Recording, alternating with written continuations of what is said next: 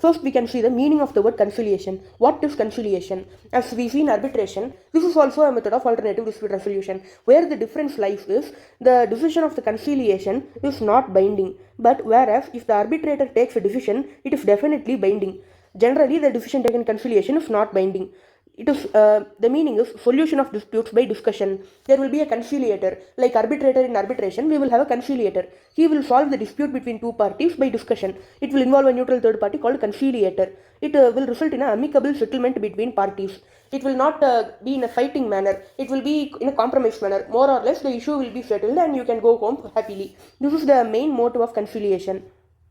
For understanding conciliation, we can take an example. For example, in a home, we have two persons. One is a brother and the other is a sister. We have a problem between these two. These two are fighting. And now for solving this fight, what will the mother do? They will hear the things. What is the argument of brother? What is the argument of sister? Like that they will hear and they will make an amicable settlement. They will not say like this. Hear the dispute and say that the sister won, the brother lost. Like that they will not say. They will result in an amicable settlement. They will compromise those two. They will pamper those two and they will settle the dispute by discussion in an amicable way. Both the children will go happily. This is the result of conciliation. This is the same thing which is happening in conciliation also. The mother is giving the amicable settlement. Here the conciliator is giving the amicable settlement. We need not find out who won or who lost, but we have to make an amicable settlement.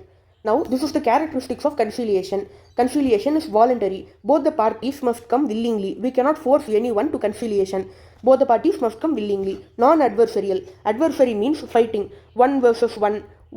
In this, the outcome will be one person won, other person lost. This is done in arbitration, but in conciliation, this is non-adversarial. That we cannot say one person won or one person lost. Both the persons will solve the dispute by discussion and both of them will be happily going home. This is the outcome of conciliation. Now, confidentiality. There are only three people, same like arbitration. Party 1, party 2 and then conciliator. Party 1, party 2, arbitrator. So in this also confidentiality will be maintained. Assisted procedure. Party 1 and party 2 will perform the conciliation. Conciliator will help them to find out the solution. So in this also confidentiality will be maintained. Assisted procedure. Party 1 and party 2 will perform the conciliation. Conciliator will help them to find out the solution. Finality of the settlement. In this there is a part. Like in arbitration we saw section 30 for settlement. In this also we have a settlement provision. If the conciliator provides a settlement and both the parties agree and sign the settlement agreement.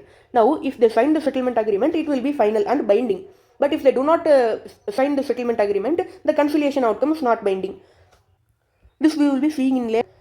The next thing is conciliation is in India. According to which law conciliation is happening? In India, Part 3 of the Arbitration and Conciliation Act will apply to conciliation. And